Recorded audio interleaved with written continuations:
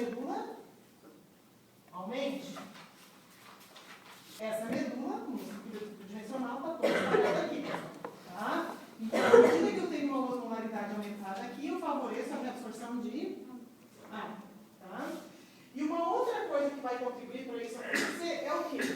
Os vasos que saem do rim, então aqui é artério aferente, aqui é artério deferente, eles andam com posição de contracorrente com os túbulos, contra a corrente do túbulo. Então, enquanto o fluxo do túbulo vem daqui para cá, o fluxo de sangue vem nesse sentido. Qual é a osmolaridade que está chegando aqui dentro desse vaso? É 300? Perto de 280, a osmolaridade do vaso. Eu filtrei só de água com concentração isosmótica.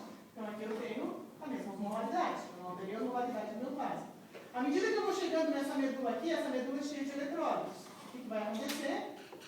Por diferença de concentração, vai ter difusão do soluto. Chega aqui embaixo, a osmolaridade da medula vai se igualar à osmolaridade de dentro do vaso, porque está acontecendo difusão. Quando o vaso sanguíneo começa a subir a alça de Henle, não descendente da alça de Henle, o que acontece? A osmolaridade dentro do vaso está alta. E esse segmento é altamente permeável à água. Essa osmolaridade alta aqui favorece uma reabsorção de água. Tá?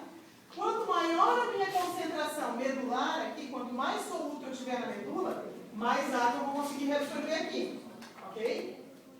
Então, além da hiperativação dessa sódio potássio 2 cloros, existe um outro mecanismo que aumenta a concentração medular, que é a ação do hormônio antidiurético aqui, favorecendo a reabsorção de um outro soluto, que é a ureia. Tá? Que também vai ajudar a deixar a medula hipertônica, favorecendo a reabsorção de água lá. Então, em que situação clínica que a gente precisa reabsorver água? Duas situações.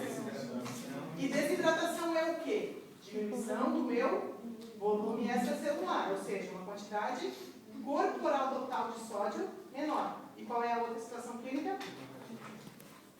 Hemorragia é a mesma coisa, hipovolemia, desidratação. Hipovolemia e desidratação. Hipernatremia. O que é hipernatremia? Osmolaridade alta. O que é osmolaridade alta? Mais soluto do que solvente, mais sólido do que água. Tá? Independente do tamanho do meu volume extracelular. Certo? Então eu posso ter um volume extracelular aumentado, um sódio corporal total alto, com um volume extracelular aumentado, e uma osmolaridade também aumentada se eu tiver mais sódio do que água. Tá? Bem como. Então, em que situações que eu vou ter? Eu vou ter situações de liberação de ADH e de ativação máxima do mecanismo de contracorrente na diminuição do volume extracelular ou na hiperosmolaridade. Essas são as duas situações que ativam o hormônio antidiurético. Por quê? Porque eu tenho osmorreceptores e barroreceptores.